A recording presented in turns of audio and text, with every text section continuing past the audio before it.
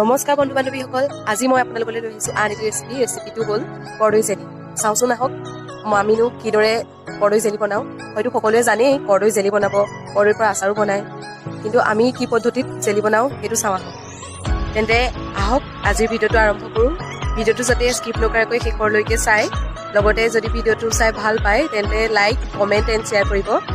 আৰু যিসকলে মোৰ চেনেলটো এতিয়াও ছাবস্ক্ৰাইব কৰা নাই তেওঁলোকে যাতে ছাবস্ক্ৰাইব কৰে। এয়া আমি কৰ্দৈ পাৰি আছোঁ, চাওক আপোনালোকে, আমাৰ বাৰীৰে হয়।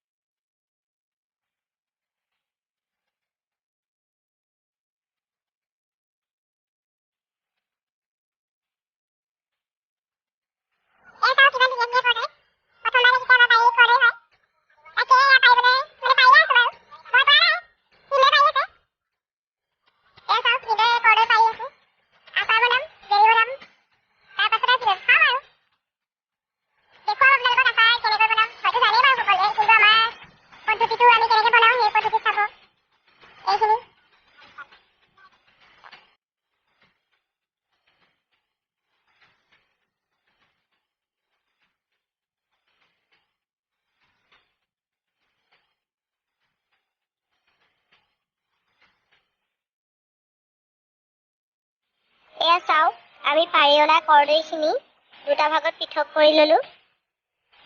যি ভাগ কেঁচা সেই ভাগ আমি আচাৰ বনাম, আৰু যি ভাগ পকা সেই ভাগ আমি জেলি বনাম।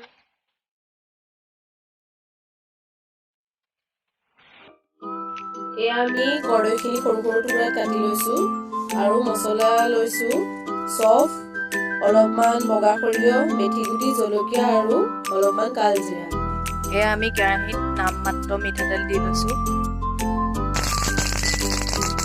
এনেদৰে আমি মছলাখিনি দি দিছোঁ। কৰ্দৈখিনি দি অলপ লৰাই লৈছোঁ।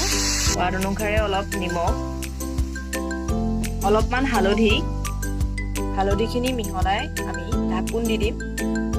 এতিয়া আমি চকলিয়াই লোৱা গুড়খিনি কৰ্দৈখিনিত এনেদৰে দি দিম। লগতে আমি চেনিখিনিও দি দিছোঁ, কাৰণ গুড় দিলে ইমান বেছি মিঠা নহ'বও পাৰে, সেইবাবে আমি চেনিখিনি ব্যৱহাৰ কৰিছোঁ। আপোনালোকে গুড় ব্যৱহাৰ কৰিলে গুড়কে ব্যৱহাৰ কৰিব পাৰিব, আৰু যদি ভাবে বোলে আমি বেছিকৈ মিঠা লাগে তেতিয়াহ'লে চেনিও ব্যৱহাৰ কৰিব পাৰে। বিশেষকৈ গুড় দিলে আপোনালোকৰ ৰংটো ধুনীয়া আহে, যিহেতু গুড়খিনি অকণমান ক'লা নিচিনা হয়, সেইবাবে কৰ্দৈ জেলিখিনিৰ ৰংটো ধুনীয়া আহে। চাই থাকক ভিডিঅ'টো। এনেদৰে আমি মিহলাই দিম। ইয়াত আমি কোনো ধৰণৰ পানী ব্যৱহাৰ কৰা নাই, ইয়াত গুড় আৰু কৰ্দৈখিনিৰ পৰা ওলোৱা পানীয়েই।